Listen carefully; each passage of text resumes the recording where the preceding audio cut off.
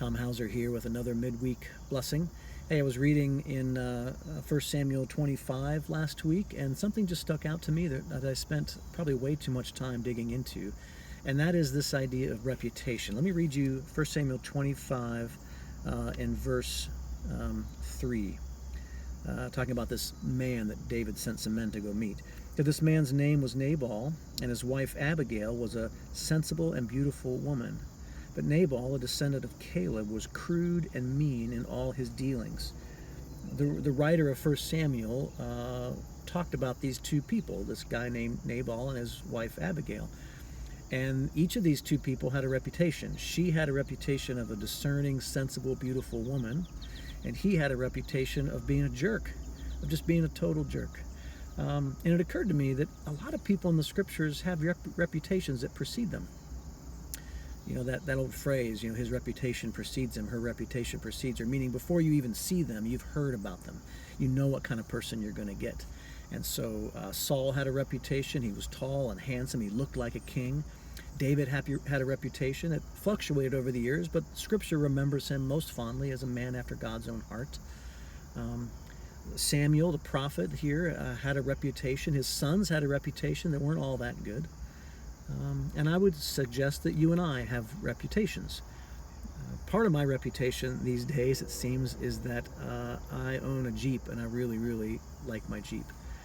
And so it's not surprising to hear me talk about it. It's not surprising to see me driving in it. It kind of sticks out in a crowd. It's a two-door red Jeep with an Ohio State thing on the back. And so people will say, hey, I saw your Jeep parked someplace, or I saw you driving in your Jeep.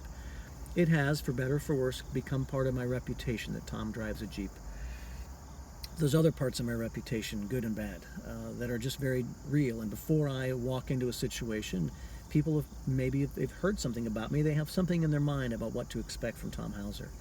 And the same is true of you. Before you walk into a situation at work, before you walk into the house, before you interact with your kids or your spouse or your friends or your neighbors, your coworkers, your fellow students, you've got a reputation. People have something in mind when they think about you. And so my encouragement for you today, my challenge to you today, is to consider, what is your reputation? Good and bad. What are the good parts of your reputation? What are the not as good parts of your reputation? And maybe to ask some people that will be honest with you, to have them say, please tell me, what do you think of when you think of me? They'll probably tell you the good parts, which is very nice. But then invite them, give them permission to tell you the not as good parts. And then take what feedback you get and compare it to the reputation of Christ. When he died on the cross, a couple things were said of him, that this man was innocent, and this man was surely the Son of God. And Jesus' reputation preceded him, and he lived it out in such a way, even hanging in agony on a cross, the man guarding him could see what kind of person was hanging there.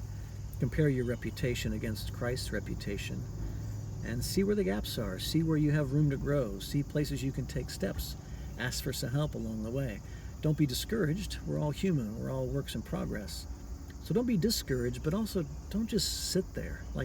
Let's do something to change our reputation to be more like the one that we say we follow, the one that we say we want to grow into. Our reputation matters, and we all have one. My prayer for me this week, my prayer for you this week, is that we would examine our own reputation, find out why that is, and then choose to do something about it. Anyway, till next time. Peace, friends.